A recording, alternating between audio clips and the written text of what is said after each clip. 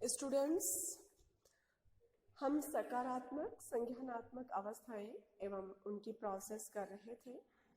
उनमें हमने आत्म क्षमता और आशावादिता को कंप्लीट कर लिया है पीछे की वीडियो में।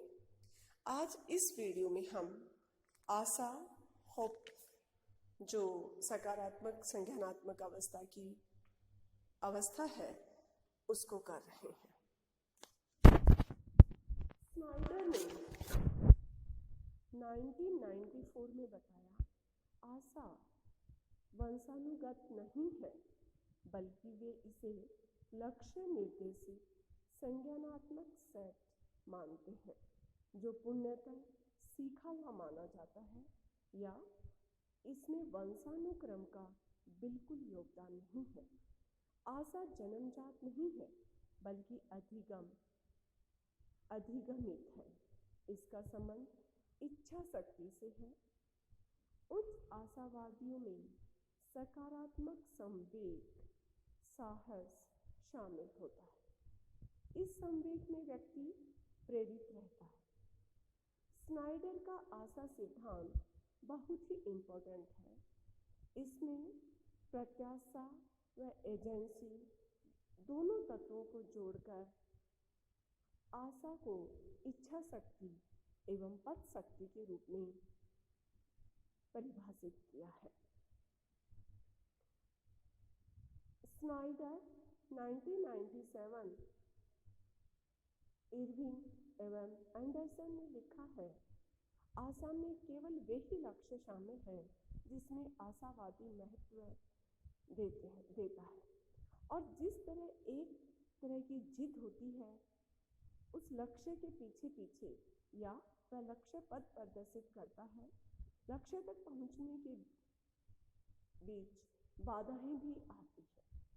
स्नाइडर और उनके साथियों ने बताया, व्यक्ति लक्ष्य की ओर बढ़ता है।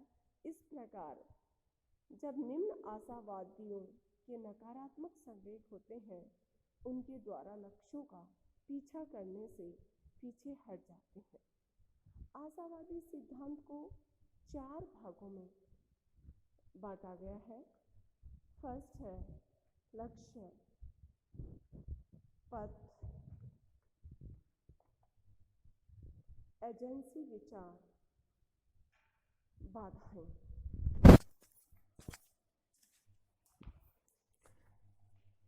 इनके अलावा उनके साथियों ने और भी कई अध्ययन करके निष्कर्ष निकाला है।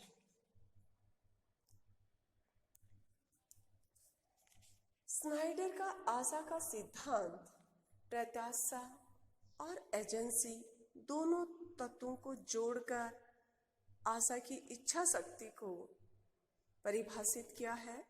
एजेंसी का यहाँ अर्थ उस इच्छा शक्ति से है जो व्यक्ति में अपने महत्वपूर्ण लक्ष्यों को पीछा करने की ऊर्जा और संकल्प को उत्पन्न करती है।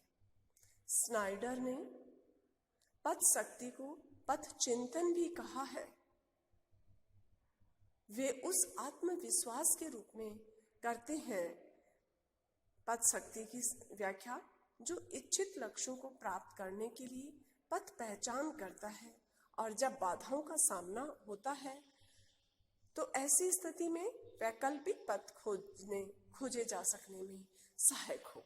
आशा में केवल वही लक्ष्य शामिल किए जाते हैं जिन्हें व्यक्ति महत्व देता है। ये लक्ष्य अल्पकालीन या क्षणिक भी हो सकते हैं, जिन्हें व्यक्ति अपने कुछ मिनटों में प्राप्त कर सकता है। दीर्घकालिक भी हो सकते हैं, जिन्हें प्राप्त करने में महीनों या सालों लग सकते हैं। आशा उपागम उन्मुख हो सकती है, जिसमें एक इच्छित लक्ष्य तक पहुंचने का उद्देश्य होता है, या यह बचाव के रूप में भी हो सकती है, जिसमें अनिच्छित लक्ष्यों को रोकने का प्रयास किया जा सकता है। लक्ष्यों को उपलब्धि के कठिनता स्तर पर भी अलग अलग रूपों में पाया जाता है। कुछ लक्ष्य प्राप्त करने में सरल होते हैं, जबकि कुछ कठिन होते हैं। कई बार असंभव लक्ष्यों को प्राप्त करने में भी व्यक्ति सामूहिक रूप से उत्कृष्ट योजनाओं और लगातार प्रयासों की सहायता से सफल हो जाते हैं। उच्च आशावादियों में सकारात्मक संवेग एवं उत्साह होता है, जो उनके द्वारा लक्ष्यों का पीछा करने में उन्हें मिली ऐतिहासिक सफलता प्राप्त करने पर उत्पन्न होता है, जबकि निम्न आशावादियों में नकारात्मक संवेग होता है, जो उनको लक्ष्यों को प्राप्त करने में या लक्ष्यों का पीछा करने में उन्हें मिली ऐतिहासिक असफलता से उत्पन्न होती है।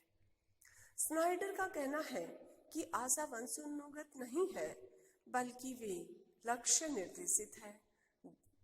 इस प्रकार बचपन की आधारित घटनाएं आशा को कम करती है। अनुसंधानों से यह सिद्ध हुआ है कि बाल्यावस्था के आघात नकारात्मक प्रभाव डालते हैं। आशा के न्यूरोबायोलॉजिकल प्रभाव का भी अध्ययन किया गया है।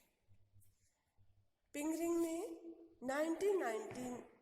1999 में बताया कि केंद्रीय स्नायु संस्थान से लक्ष्य निर्देशित व्यवहार प्रभावित होता है। यह प्रोसेस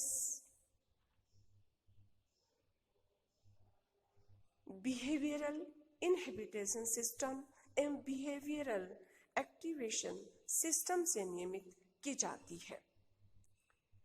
बिहेवियरल इनहिबिशन सिस्टम दंड की प्रक्रियाओं को नियमित करता है तथा यह जीवन को रोकने का संकेत देता है, जबकि बिहेवियरल एक्टिवेशन सिस्टम पुरस्कारों की प्रतिक्रियाओं को नियमित करता है और यह आगे बढ़ने का संकेत देता है।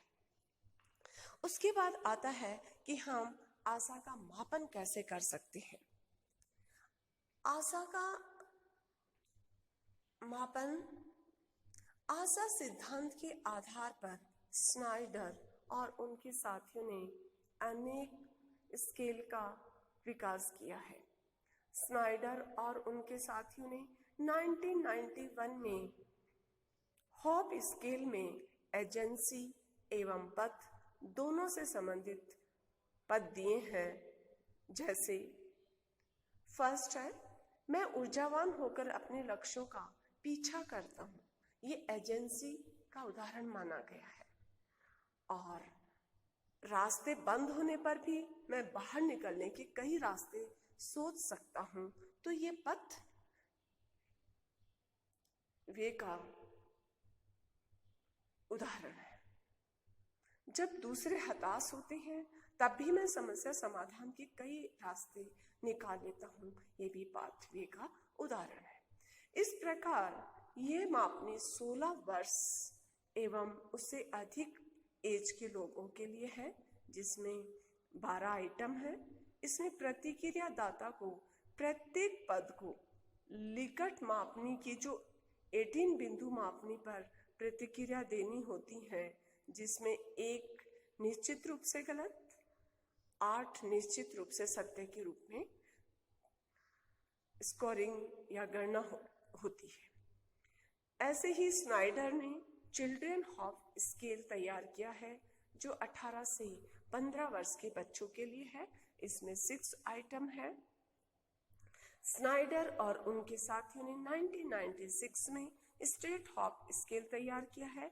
इसमें भी 6 आइटम है, जिसमें 3 पथ थिंकिंग के व 3 पथ एजेंसी थिंकिंग के हैं।